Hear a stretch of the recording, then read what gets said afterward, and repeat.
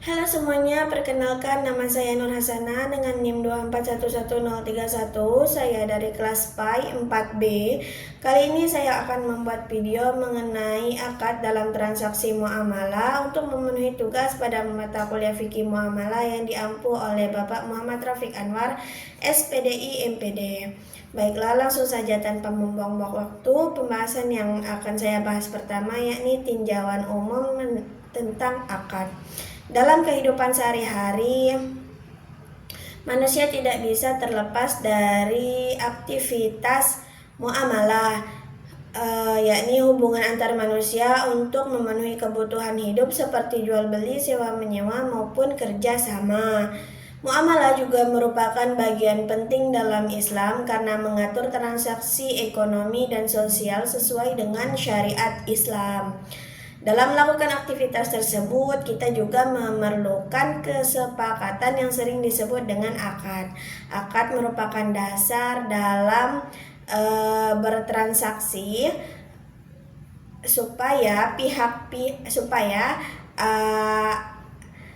antara pihak-pihak yang bertransaksi itu memiliki kejelasan dan kepastian hukum.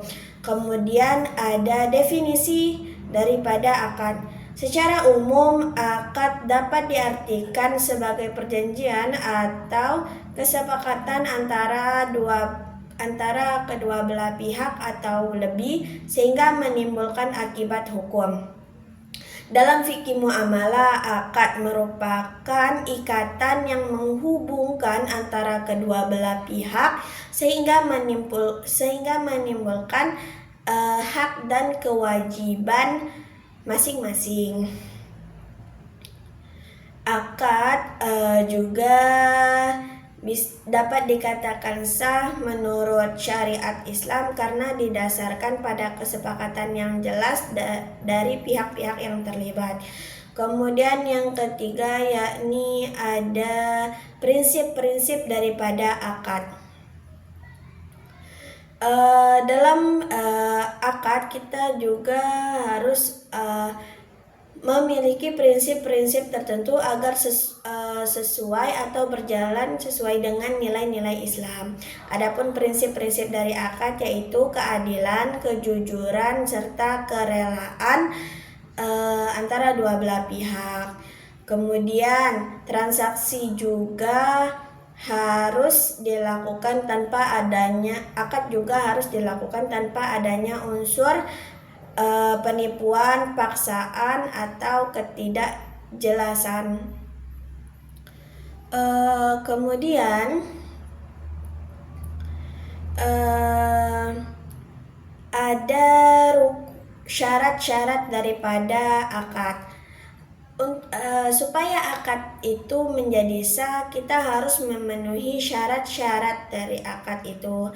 Adapun syarat-syarat akad, yang pertama yaitu pihak yang terlibat dalam akad itu harus memiliki kemampuan hukum, yakni baligh dan berakal. Kemudian objek yang diakadkan itu harus halal, jelas, dan dapat diserah terimakan. Kemudian jika syarat-syarat dari suatu akad sudah terlaksana, maka akad bisa dianggap sah. Tetapi jika syarat-syarat tersebut tidak terlaksana, maka akad tersebut dianggap tidak sah. Kemudian ada rukun-rukun daripada akad. Rukun akad merupakan unsur-unsur yang harus ada dalam suatu akad. Adapun rukunnya yaitu ada pihak berakad, maksudnya ada pemberi dan ada penerima. Kemudian ada objek yang diakadkan. Objek yang diakadkan ini harus jelas, harus halal, harus jelas dan tidak bertentangan dengan syariat Islam. Kemudian ada sirat atau ijab qabul. Sirat atau ijab qabul ini adalah kesepakatan antara kedua belah pihak mengenai objek yang diakadkan, ada atau tidaknya kerelaan dari masing-masing pihak. Kemudian ada macam-macam dari akad. Dalam fikih muamalah, akad dibagi menjadi beberapa jenis, diantaranya akad tijaroh dan akad tabarruk. Akad tijaroh merupakan akad yang dilakukan untuk memperoleh keuntungan seperti jual beli, sewa menyewa, dan kerjasama usaha. Sedangkan akad tabarruk ialah akad yang dilakukan untuk tolong menolong, misalnya hibah, sedekah, dan pinjaman. Dalam perbedaan jenis ini dapat kita lihat bahwasanya dalam Islam transaksi akad itu tidak hanya mengandalkan keuntungan tetapi juga rasa kemanusiaan. Kemudian yang ketujuh yaitu ada berakhirnya akad. Akad dapat berakhir jika tujuan akad itu sudah tercapai sesuai dengan kesepakatan antara kedua belah pihak. Kemudian jika ada pembatalan yang sudah disepakati oleh dua pihak, kemudian waktu yang telah ditentukan sudah berakhir, dan